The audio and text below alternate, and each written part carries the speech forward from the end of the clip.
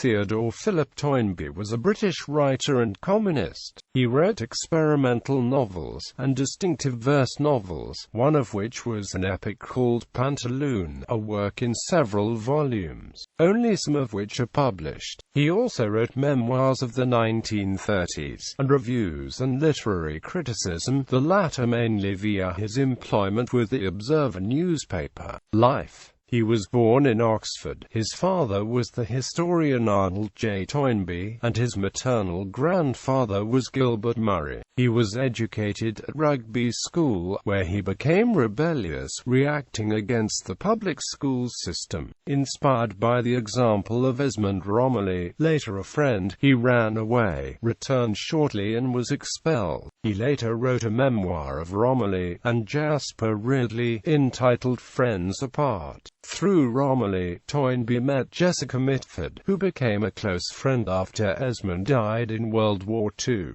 He was also influenced by bookshop owner and would-be encourager of the young radical element David Archer, whom he met through David Gascoigne. At Christ Church, Oxford in the late 1930s he became the first communist president of the Oxford Union. At the height of its apparent success and social acceptability, he visited Spain at the end of 1936, at the start of the Spanish Civil War, in a student delegation. He was said to have been beaten up by Mosley's black shirts at a fascist meeting. In 1938–39 he edited the Birmingham Town Crier. He married twice, in 1939 to Anne Powell and in 1950, Sally Smith. In the early 1940s Philip and Anne lived a bohemian life in London's Fitzrovia, and Philip was drinking heavily. At the time they knew Lucy and Freud, Donald MacLean and Robert Key, Henrietta Morris and others from David Tennant's Gargoyle Club in Soho. Toynbee was later to be found with Benedict Nicholson in the Wednesday Club, consisting of raffish male writers, artists and journalists. In 1945 they moved to the Isle of Wight for a fresh start. They had two children, the second being Mary Louisa, better known as the journalist Polly Toynbee, and later married Richard Walheim shortly after divorcing Philip in 1950.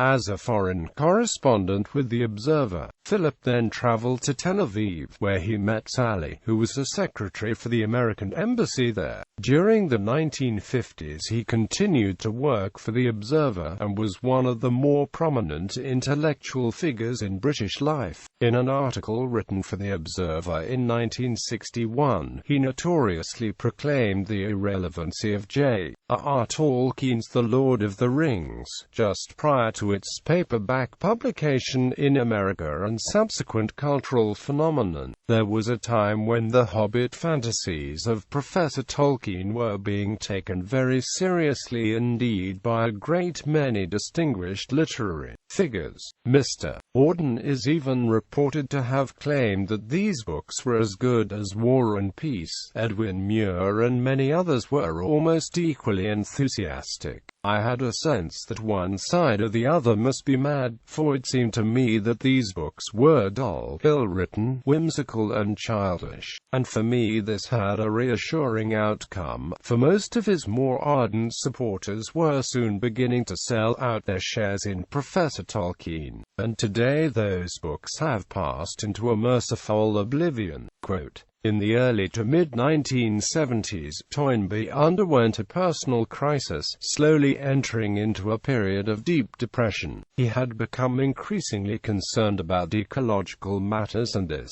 along with his own ideological temperament, took him into the controversial decision to initiate a self-sufficient farming community. His family and friends thought this decision to be close to insane, considering as they did his privacy and routine scene-loving nature. The community quickly became a commune when Toynbee, Sally and the youngest daughter moved out into a large cottage nearby. Nonetheless, Toynbee and Sally continued to have a great deal of contact with the communists, and along with both spouses' active alcoholism, it frequently caused considerable tension in the marriage. Toynbee's depression was sometimes immobilizing and prevented him from enjoying his day-to-day life and work, and the regularity of his book reviews was sometimes interrupted as he struggled with the depression and the treatment he insisted on receiving for it, against the advice of his GP and consultant, namely, ECT.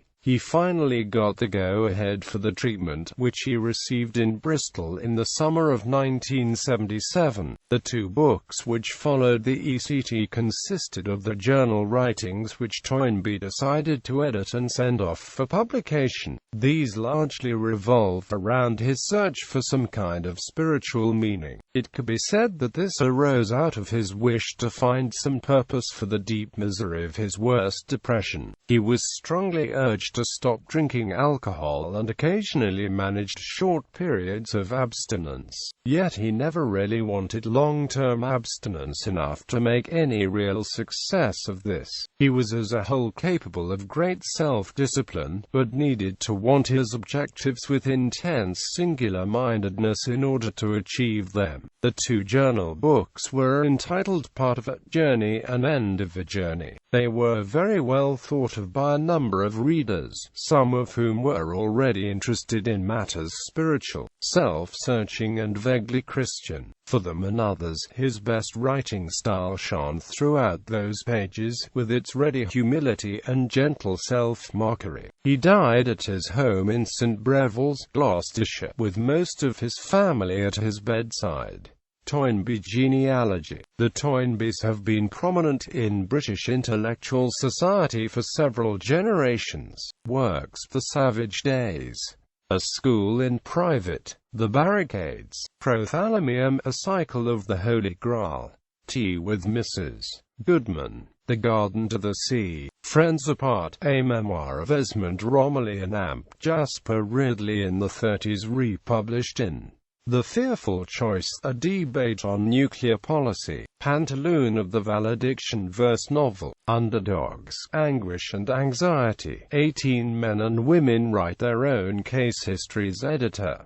Comparing Notes, A Dialogue Across Generation with Arnold J. Toynbee, Thanatos, a modern symposium at which 9 characters argue at quarrels with Maurice Richardson.